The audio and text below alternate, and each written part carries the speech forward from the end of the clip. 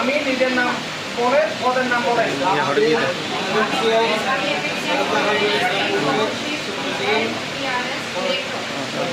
শপথ করিতেছি যে আমার উপর অর্পিত দায়িত্ব নিষ্ঠা ও সততার সাথে সম্পাদন করিব। কোন রকম রাগ অনুরাগ বা বিরাগের বশবর্তী না হইয়া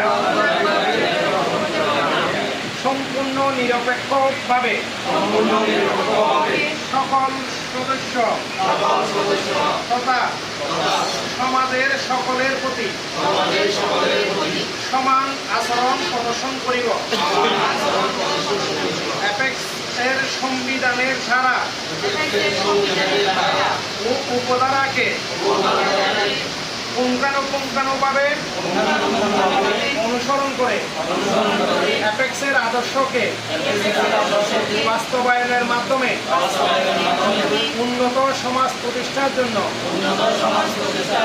নিবেদিত থাকিব। পরম করুণাময় আল্লাহ আমার সহায় হন। আমিন। জেলা হচ্ছে জেলা 3 চট্টগ্রাম। এই অ্যাপেক্স বাংলাদেশের জেলা 3-এর 17টি ক্লাব আছে। এই 17টি ক্লাব নিরলস পথে কাজ করে যাচ্ছে চট্টগ্রামের ডিস্ট্রিক্ট উন্নয়নের জন্য, এই দেশের চট্টগ্রামের মানুষের সেবার মান বাড়ানোর জন্য, দারিদ্র্য নিরসনের জন্য, এবং আমরা যে কাজগুলো করে থাকি সেটা হচ্ছে খাদ্য সহায়তা, আমাদের খাদ্য বস্ত্র মানে আমরা অলরেডি আপনারা দেখেছেন আমাদের নেতৃত্বে আমরা বিভিন্ন ক্লাবের মধ্যে কী পরিমাণ এটি বাচ্চাদেরকে জিমখানার বাচ্চাদেরকে কাপড় সেলাই করে দিয়েছি, এবং আমাদের পুরো বাংলাদেশে প্রায় 150টি ক্লাব এবং 4,000 থেকে 5,000 অ্যাপেক্সিয়ান দেশব্যাপী কার্যক্রম করে যাচ্ছেন।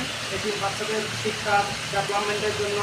কিছু বাচ্চারা জোরে পড়ার সম্ভাবনা রয়েছিল, ওই বাচ্চাগুলো যাতে জোরে না পড়ে তারা যেন শিক্ষা সামগ্রী পায়, তারা যেন রেসপোর্ট পায়, সুন্দরভাবে যেন স্কুলে যেতে পারে, এই জন্য দেশব্যাপী শিক্ষা উপকরণ বিতরণ কার্যক্রম অ্যাপেক্স ক্লাব করে যাচ্ছে।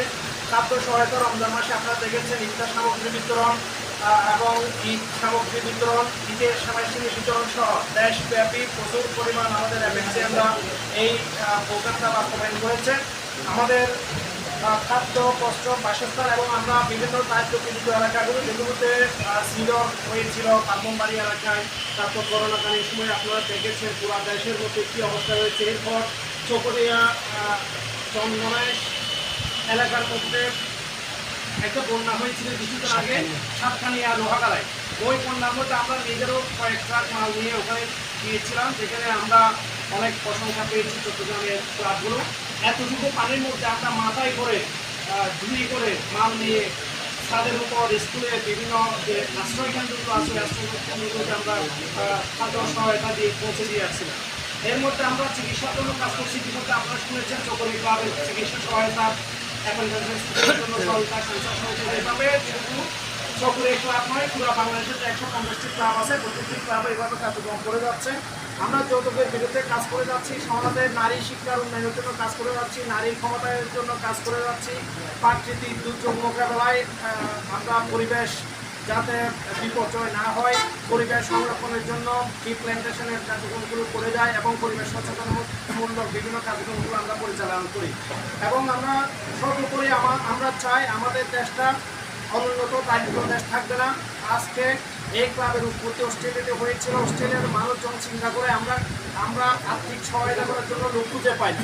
সেরকম একটা দেশের মানুষ যখন বলে যে আমরা কাকে দান করবো, সেরকম লোক খুঁজে পায় না ওইরকম দেশে।